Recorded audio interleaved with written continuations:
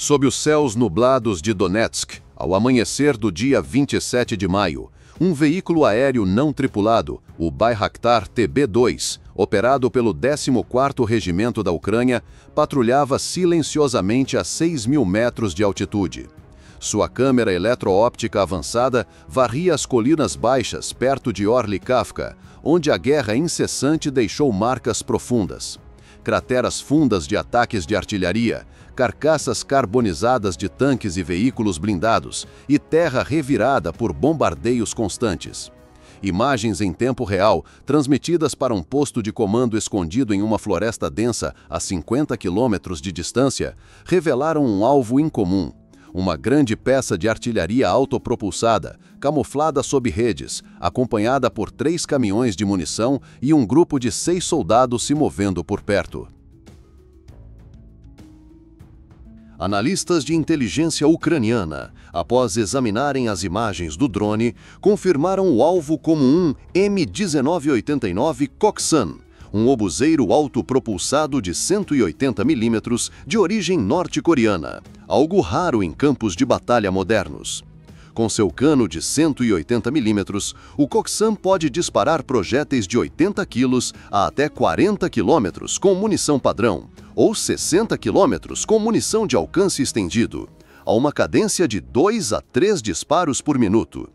Montado em um chassi modificado do tanque T-62, ele se move a 40 km por hora em terreno plano, mas tem blindagem fina, com apenas 2 a 3 centímetros de espessura, suficiente para desviar armas leves e estilhaços, mas vulnerável a ataques de precisão. Sem radar integrado ou capacidades de autodefesa, ele depende totalmente das unidades de defesa aérea russas para a proteção. O Koksan estava posicionado em um desfiladeiro estreito perto de Orlivka, protegido por falésias baixas para evitar detecção aérea. A rede de defesa aérea russa na área era formidável, incluindo o radar de contrabateria 1L219 Zoopark-1, capaz de detectar alvos voando baixo a 40 km com precisão de 50 metros, localizado a 3 km do Koksan.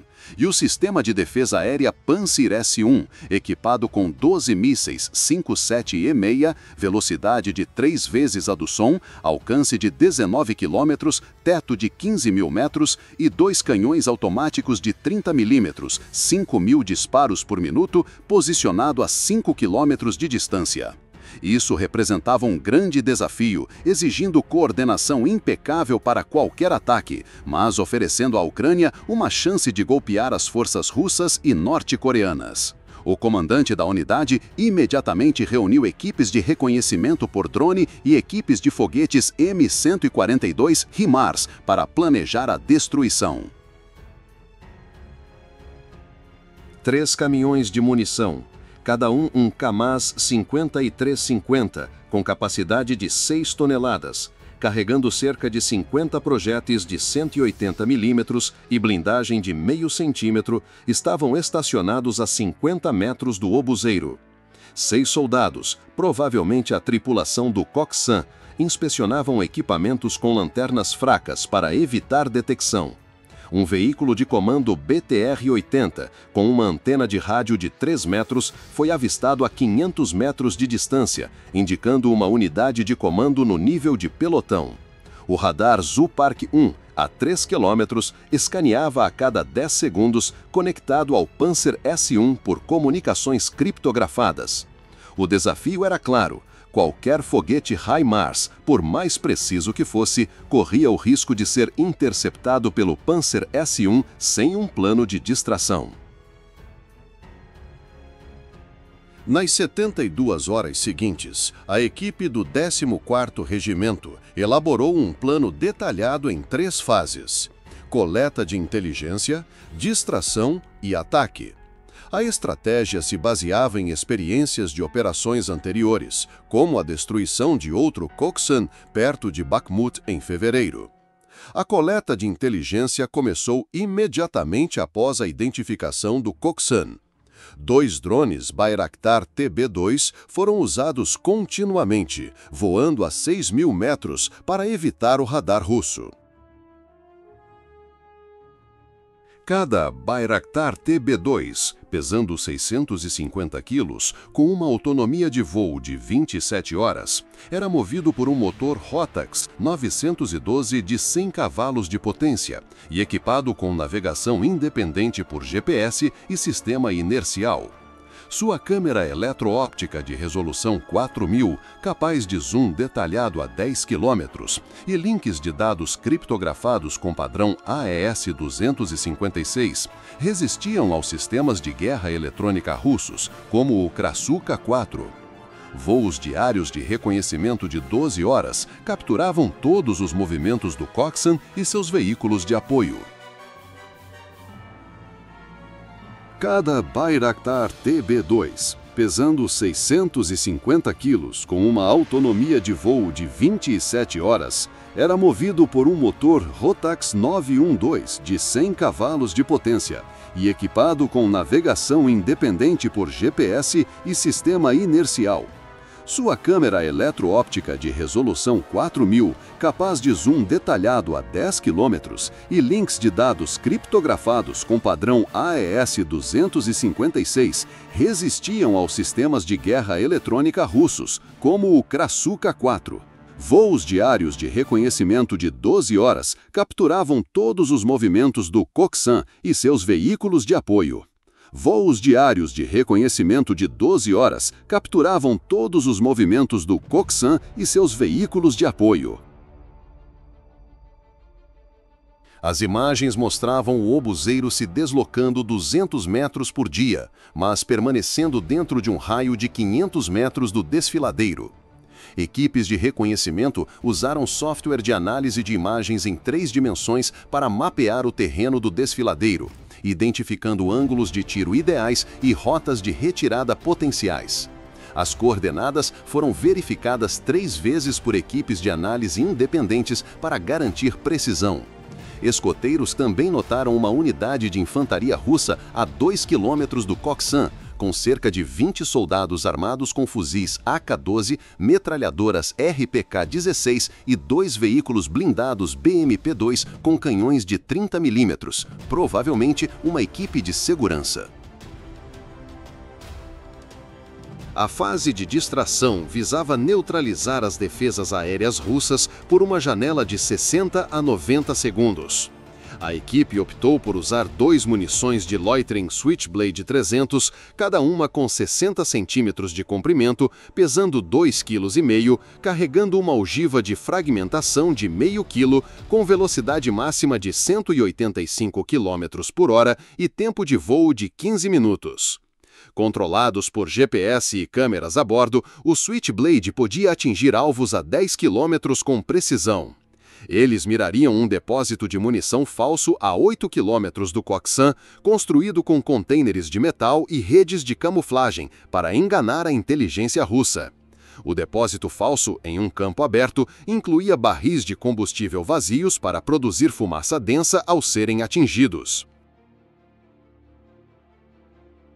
Para reforçar a distração, um drone Orlan 10 modificado, pesando 14 quilos com alcance de 120 km, equipado com um dispositivo de interferência E-Lint, voaria a 4.000 metros, emitindo sinais de 1.5 a 2.4 GHz. Isso interrompia o escaneamento do radar Zoopark 1 por 60 segundos, criando uma nuvem de sinais falsos que prejudicava temporariamente a identificação de alvos. O Orlan 10 era controlado a partir de uma estação terrestre móvel em um caminhão Ural 4320, a 20 quilômetros da zona de combate. A fase de ataque dependia do M142 HIMARS, disparando foguetes M31 GMLS, com 4 metros de comprimento, 300 quilos, uma ogiva explosiva de 90 quilos, alcance de 80 quilômetros e precisão de 5 metros via orientação por GPS e sistema inercial.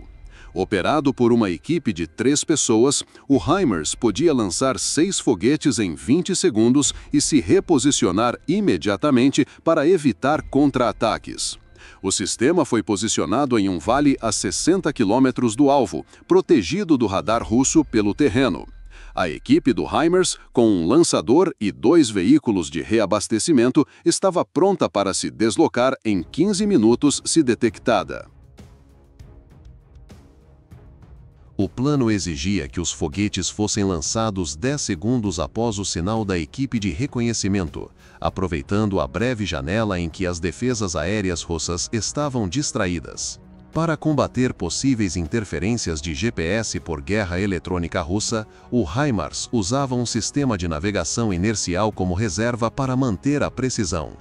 Uma equipe de apoio de infantaria de 12 pessoas, armada com metralhadoras PKM, lançadores de foguetes RPG-7 e sistemas antiaéreos portáteis Stinger, alcance de 5 km, velocidade de 2 vezes e 2 a do som, protegia o local de lançamento contra ataque surpresa de infantaria ou drones russos. Técnicos do HIMARS verificaram a orientação por GPS e sistema inercial, garantindo sinais claros de 24 satélites GPS e realizando testes contra interferências. A equipe de reconhecimento ensaiou lançamentos do Switchblade 300, confirmando precisão no alvo falso em condições adversas, com rajadas de vento de 10 metros por segundo e visibilidade limitada por neblina matinal. Simulações por computador previram trajetórias e efeitos de explosão dos foguetes, estimando um raio de destruição de 30 metros e penetração de 10 centímetros de blindagem. O comandante da unidade aprovou o plano na noite de 26 de maio, ordenando a execução às 3 da manhã de 27 de maio. Às 3 da manhã de 27 de maio, o ar na floresta perto do local de lançamento do HIMARS estava gelado, a 2 graus Celsius, com neblina densa reduzindo a visibilidade a 500 metros. O M-142, camuflado com redes e tinta supressora de infravermelho, estava escondido em um pequeno vale cercado por pinheiros de 15 metros, protegido de reconhecimento russo.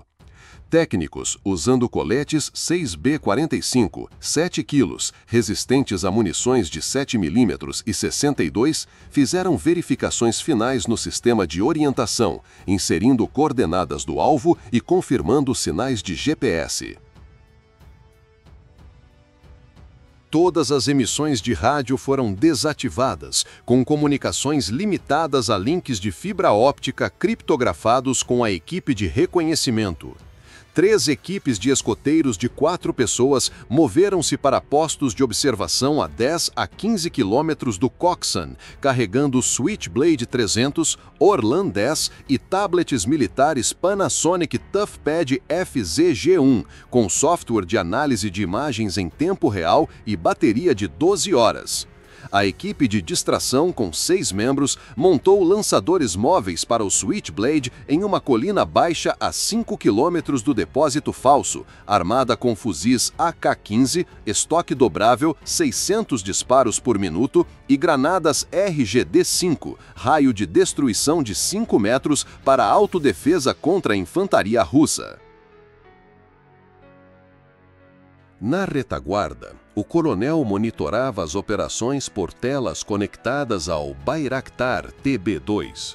Imagens em tempo real mostravam o Coxswain estacionário, com sua tripulação inspecionando munições. Um caminhão Kamaz 5350 movia-se lentamente para o sul, possivelmente para reabastecimento, mas permanecia no desfiladeiro. O radar Zoopark 1 operava normalmente, escaneando a cada 10 segundos, enquanto o Panzer S-1 estava pronto, com seus lançadores de mísseis elevados a 30 graus. O comandante ordenou iniciar fase de distração. Às 4 da manhã, 2 Switchblade 300 foram lançados de plataformas móveis, voando a 100 metros, usando o terreno acidentado para evitar radar. Viajando a 185 km por hora, chegaram ao depósito falso em 2 minutos, mergulhando em um ângulo de 60 graus e detonando suas ogivas de fragmentação, produzindo 2 grandes explosões e uma coluna de fumaça de 20 metros. O Zoopark 1 detectou os impactos, transmitindo dados ao Panzer S-1, que disparou 2 mísseis 57E6 a 3 vezes a velocidade do som, neutralizando os alvos falsos em 15 segundos. Isso distraiu as defesas aéreas russas, deixando uma brecha em direção ao Koksan. Simultaneamente, o Orlan 10 emitiu sinais de interferência de 1.5 a 2.4 GHz, interrompendo a conexão de dados entre o Zoopark 1 e o Panzer S-1 por 60 segundos, criando uma nuvem de sinais falsos que confundiu a identificação de alvos. A equipe de escoteiros sinalizou por canal criptografado. Janela aberta, 90 segundos. O comandante ordenou à equipe do HIMARS preparar para disparar. No local do HIMARS, o comandante de lançamento verificou o painel de controle, confirmando as coordenadas do alvo e a integridade do GPS. O lançador HIMARS elevou-se a 45 graus, carregando um foguete M31 GMLR. O sistema travou as coordenadas em 8 segundos, exibindo coordenadas confirmadas. O comandante de lançamento gritou: "Fogo!". Um rugido ensurdecedor seguiu enquanto o foguete subia, deixando um rastro de chamas de 50 metros.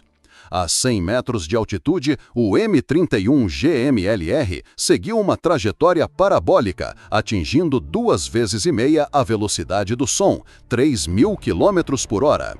Sua orientação por GPS e sistema inercial ajustava-se continuamente, usando 24 satélites GPS para manter precisão de 5 metros. O foguete percorreu 60 quilômetros em 48 segundos, atravessando nuvens baixas a 10.000 metros, escapando do radar Zoopark 1, ainda focado no local falso. O Panzer S-1, com seu radar distraído e mísseis gastos, não detectou o foguete que se aproximava. Para maior segurança, a equipe de escoteiros acionou outra rajada de interferência de 30 segundos do Orlan 10, estendendo a disrupção a 90 segundos. O M31 GMLR iniciou sua descida a 5 km do alvo, mergulhando em um ângulo de 70 graus. A 2 metros do Koksan, sua ogiva de 90 kg detonou, criando um raio de explosão de 30 metros. A onda de choque, com 100.000 kPa, destruiu a blindagem fina do Koksan, incendiando seu estoque de munição de 180 mm. Uma enorme explosão secundária irrompeu, com uma bola de fogo de 50 metros, de fumaça preta girando como uma tempestade. Os 6 tripulantes, a 10 metros do obuseiro, foram mortos instantaneamente pela explosão e estilhaços. Os 3 caminhões Kamai 5350 próximos, cada um carregando cerca de 50 projéteis de 180 mm, foram destruídos, desencadeando bolas de fogo menores de 15 metros. O Bayraktar TB2, a 6.000 metros, capturou a cena com uma câmera infravermelha. As imagens mostraram o Koksan despedaçado, com sua torre lançada a 100 metros, com trilhos e destroços metálicos espalhados em um raio de 200 metros. Uma fumaça preta densa obscureceu a área, dificultando a visibilidade das forças russas próximas. De um posto de observação a 10 quilômetros, a equipe de escoteiros confirmou a destruição completa do alvo por imagens em tempo real. Um oficial enviou um sinal criptografado. Alvo obliterado. Missão cumprida. Imediatamente após a explosão, a equipe do HIMARS se retirou. O M-142 baixou seu lançador, movendo-se a 60 km por hora por uma trilha acidentada na floresta até um novo esconderijo a 10 km em 20 minutos. Lá, foi camuflado com redes bloqueadoras de infravermelho e solo seco para mascarar assinaturas térmicas.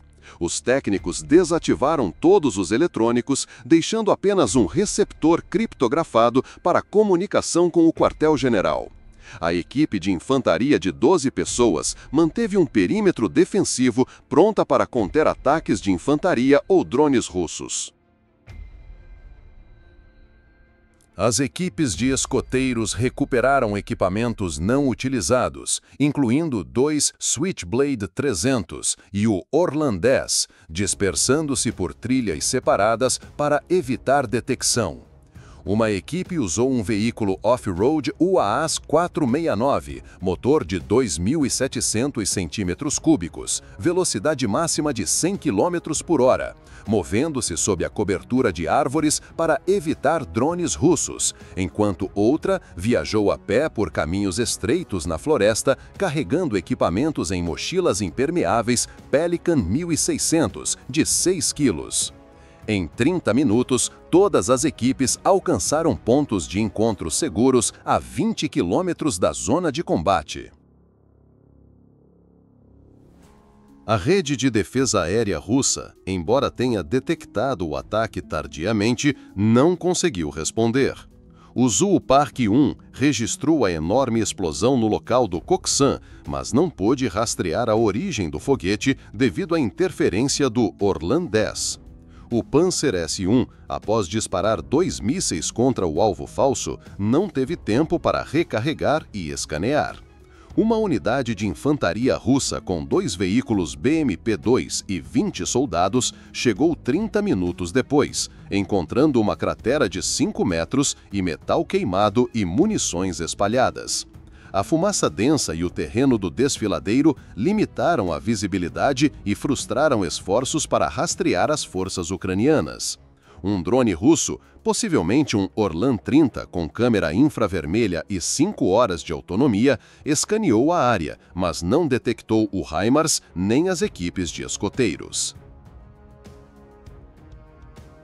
5 horas após o ataque, o 14º Regimento divulgou imagens do Bayraktar TB2, mostrando o Koksan completamente destruído, o 5º sistema desse tipo eliminado pela Ucrânia. O vídeo revelou uma cratera de 5 metros no local, com metal queimado e destroços de munições espalhados. O ataque não apenas destruiu uma arma estratégica russo-norte-coreana, mas também interrompeu sua cadeia de suprimento de munição de 180 mm, limitada pelas restrições de produção da Coreia do Norte. Taticamente, o ataque demonstrou coordenação perfeita entre reconhecimento por drone e artilharia moderna. O Bayraktar TB2 forneceu dados em tempo real. O Switchblade 300 e o Orlan 10 perturbaram as defesas aéreas, e o HIMARS desferiu um golpe preciso.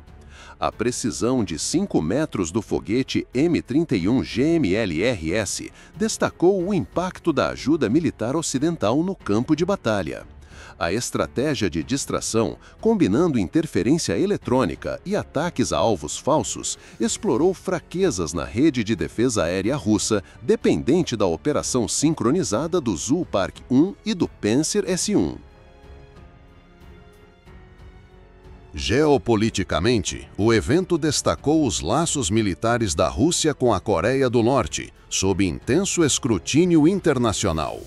O fornecimento do Koksan pela Coreia do Norte, com apenas cerca de 200 em seu arsenal, sinalizou a crescente dependência da Rússia de aliados externos para manter o poder de fogo em Donetsk.